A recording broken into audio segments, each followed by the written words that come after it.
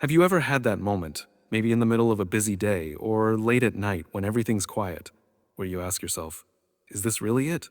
Is this what I'm meant to be doing? You're not alone. The best. So many people go through life checking boxes, following routines, chasing success, and still feeling like something's missing. And it's not because they're doing the wrong thing, it's because they haven't connected with why they're doing it in the first place. Well, purpose isn't just a big idea reserved for world changers or visionary leaders. It's for you. It's for anyone who's tired of living on autopilot and ready to live with intention. And no, you don't have to have it all figured out. You don't need to have the perfect plan. But you do need to start asking better questions. The kind of questions that pull you out of the noise and reconnect you with what actually matters. In this message, we're going to talk about how to uncover your purpose, not by chasing it, but by understanding where it starts, how it grows, and what it really means to live a life that's fueled by meaning. Not hype, not hustle, meaning. Let's dig in. There's this idea floating around that one day you'll just find your purpose, like it's buried somewhere out there, waiting for you to bump into it. And people wait. They wait for a sign, a breakthrough, or some magical moment where everything finally makes sense. But here's the truth. Purpose isn't something you find. It's something you uncover. And the difference between those two is everything. See, if you believe purpose is something you find, then you're waiting on life to give you permission. You're standing still, hoping that clarity will come to you like a neatly packaged gift. But if you believe purpose is uncovered, then you start to realize you have a role to play in it. You become active, not passive, intentional, not accidental. And that changes how you move through the world. When we think about purpose like it's a destination, we treat the journey like a waiting room. We undervalue the messy parts, the detours, the in-between moments that feel like nothing is happening. But those moments are what's happening. They're where the layers of our purpose start to unfold. It's not a sudden realization. It's a slow awakening. Some people think purpose is tied to passion. Do what you love, they say. But passion is fleeting. It rises and falls. It's emotional. Purpose is rooted. It has weight. It comes from reflection. It comes from asking better questions. Not just about what you want to do, but about who you want to be. It starts with curiosity. Curiosity is underrated. It's not loud or flashy. It's quiet, subtle. But it's the spark. It's what makes you ask, why does that matter to me? Or what lights me up about that conversation? Or why do I keep thinking about that problem, even when no one's asking me to solve it? Purpose starts showing its face in those tiny moments when you're drawn to something for no reason you can explain, just a feeling that it matters. But uncovering purpose also means letting go of expectations, yours and everyone else's, because a lot of times we're not chasing purpose. We're chasing purpose. We're chasing validation. We want our path to look impressive.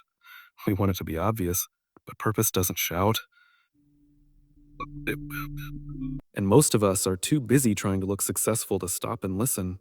There's a kind of bravery required to uncover your purpose, because sometimes what you uncover isn't easy.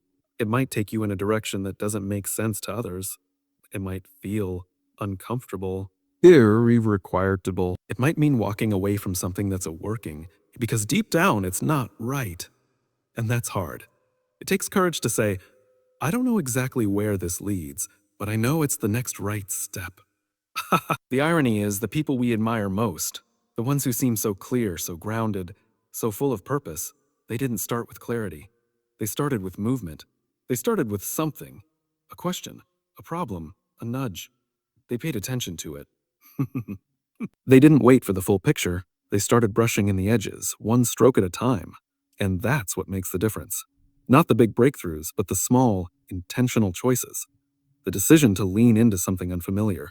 The choice to reflect instead of rush.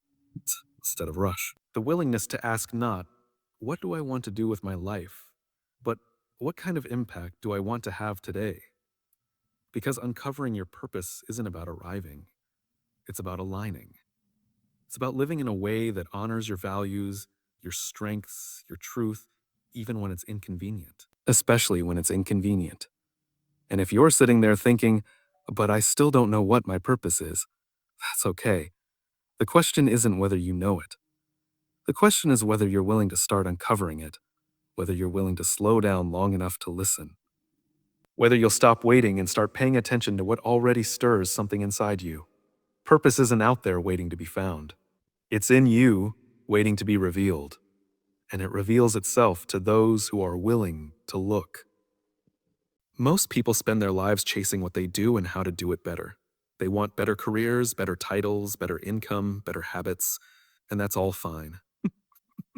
But the real shift, the one that actually moves the needle, happens when you stop asking what and how, and you start asking why. Because your why isn't about what you do, it's about what drives you to do it in the first place. It's the belief behind the behavior. And when you uncover that, everything else starts to make sense. We all want to live with purpose. But without knowing your why, even the most productive day can feel meaningless. Even success can feel empty. You wake up and go through the motions, and from the outside, it might look like everything's working. But inside, there's this quiet frustration. Like something is missing and you can't quite name it. That's what happens when your actions aren't connected to your beliefs. When you're living from the outside and instead of from the inside out, that's why clarity begins with why. Your why is your anchor. It's the foundation you build everything else on. Your career, your relationships, your goals, your habits. And without it, you'll always be reacting to life instead of intentionally creating it. When you understand your why, decisions become clearer.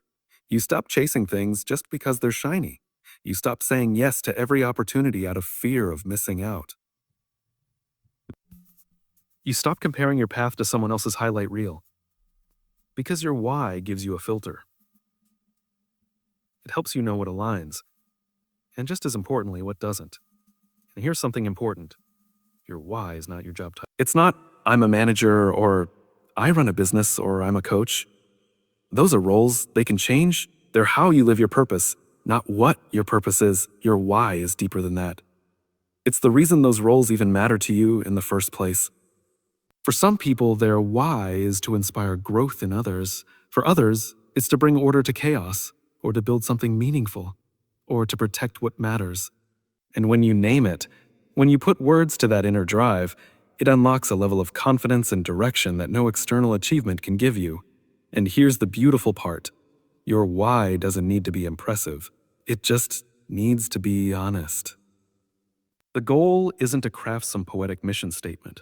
It's to get real with yourself. What lights you up? What breaks your heart? What have you always felt drawn toward, even when no one was watching? What do people come to you for, again and again? These are breadcrumbs. And if you follow them, they'll lead you straight to your why. But don't expect it to be obvious right away. It might start as a whisper. It might feel vague. That's okay. Sit with it. Keep asking. Keep noticing. Keep noticing. It's not about rushing to figure it out. It's about being willing to look inward when everything around you is telling you to look outward. And when you do, something shifts.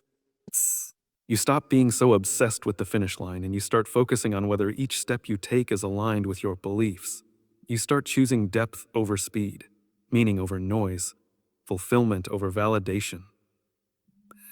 The people who seem the most grounded, the most centered, the most alive, they're not lucky. They're just clear on why they're doing what they're doing. That clarity fuels their courage. It gives them the strength to say no when something doesn't fit. It gives them the energy to keep going when things get hard. Because when you know your why, the obstacles don't disappear, but they stop defining you. They become part of the process, not the end of it.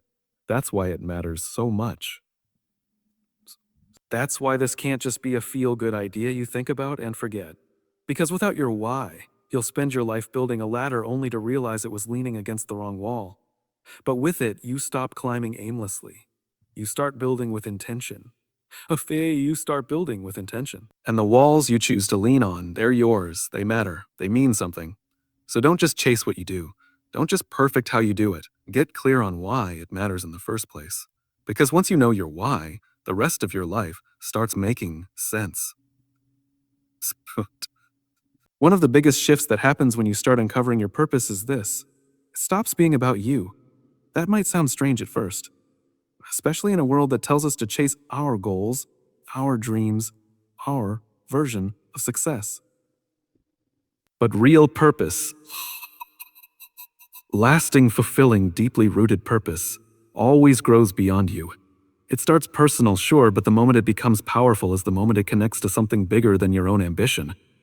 Think about it. The people who make the biggest difference, who live with that rare kind of clarity and impact, they aren't driven by self-interest. They're driven by service, by contribution, by the desire to leave things better than they found them.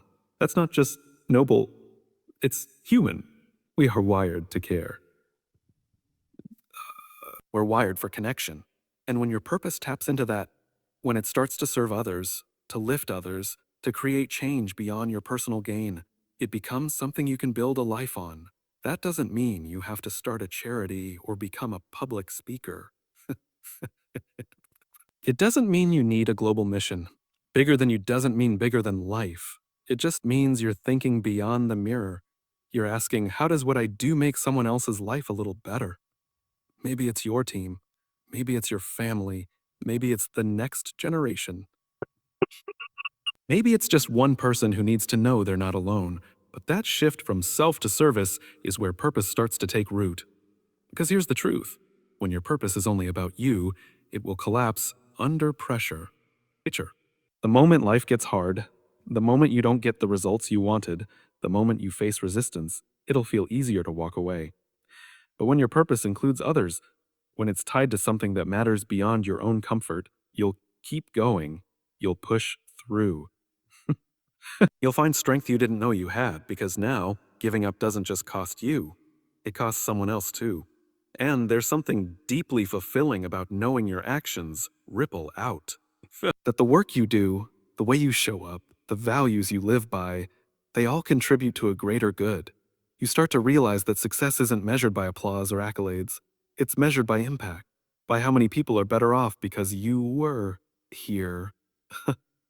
That's the kind of purpose that outlives you. This is also where joy shows up, not the temporary kind that comes from checking a box or hitting a goal, but the kind that comes from knowing you're part of something meaningful. You can have everything on paper and still feel empty if you're not contributing to something bigger than yourself. But even the smallest act, when it's tied to purpose, fills you in a way that achievement alone never could.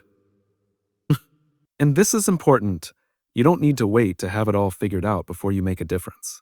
Sometimes we convince ourselves we're not ready, not qualified, not successful enough yet to help others. But purpose doesn't wait for you to be perfect. It shows up when you show up. When you show up. When you bring what you have where you are and use it to serve in any way you can. That's how it grows. And the beauty of it is, the more your purpose expands beyond you, the more it fulfills you. That's the paradox. When you stop trying to make everything about your own success, you start to experience real success. When you care more about the people you're serving than the platform you're building, the platform grows. When your focus shifts from being impressive to being useful, that's when you become truly impactful. That kind of purpose isn't flashy. It's not always loud, but it's steady. And over time, it builds something that lasts. Something that can't be shaken by failure or rejection. Failure or rejection. Something that keeps pulling you forward, even on the days when motivation fades. So yes, discovering your purpose is personal. It starts within, but it reaches its fullest form when it becomes about more than just your own story. When it becomes a way to serve something that matters, something that gives your work, your life, your struggle, and your growth a reason to keep going. Because the moment your purpose becomes bigger than you is the moment it becomes real. We spend so much time trying to think our way into clarity. We journal, we overanalyze, we make lists, we sit in silence hoping the perfect answer will float to the surface. And don't get me wrong, thinking has its place. Reflection is important. But purpose doesn't live only in your mind. It lives in motion. You can't just think your way into your purpose. You have to act your way into it. We learn by doing. We grow by trying. We uncover what matters through experience. It's the trial and error, the experimenting, the moments when you say yes to something unsure and it turns out to light a fire in you. Or maybe it doesn't. And that teaches you something too. Either way, clarity shows up in action more than in analysis. The mistake a lot of people make is waiting for the plan to be perfect before they start. They want all the answers lined up. They want the guarantee that the path will work before they take the first step. But purpose doesn't work that way. It's not a path you see clearly from the beginning. It's one that gets revealed as you move forward. Each action, each decision, each experience adds a piece to the puzzle. You want to know what you're here to do? Try something. Try a lot of things. Pay attention to how it feels, not just whether you're good at it, but whether it connects, whether it energizes you, stretches you, wakes something up inside you. Purpose leaves clues in how you feel while you're in motion. Some of the most purposeful people you know didn't start out with a master plan. They started with a question, a hunch, a problem that bothered them, a cause they cared about. They didn't wait until they were ready. They stepped into the unknown with an open heart and a willingness to figure it out along the way. And when things didn't work, they adjusted. They didn't see failure as the end. They saw it as data, information. A signal that something needed to change, not that they needed to quit. That mindset is everything. Because if you wait for clarity before you move, you'll wait forever. But if you move with intention, if you follow the small signs, clarity will come, not all at once, but in layers. I get it. Movement feels risky. It opens the door to mistakes, to detours, to rejection. But the truth is, staying still has a cost too. Inaction is not neutral. It builds frustration. It deepens doubt. It creates a gap between who you are and who you're becoming. And the longer you stay still, the harder it becomes to trust yourself enough to take that first step. Purpose doesn't need you to be fearless. It needs you to be willing to start before you're sure, willing to start before you're sure, willing to explore what feels meaningful. Oh, that's what uncovering purpose actually looks like. Not a lightning bolt of inspiration, but a series of small, often messy steps that slowly point you toward something deeper. And here's what's powerful. Every action you take toward your purpose, even the ones that don't lead where you expected, make you better. They refine your character. They strengthen your intuition. They teach you how to show up even when the path isn't clear. And eventually, those little steps turn into momentum. That's when the fog starts to lift.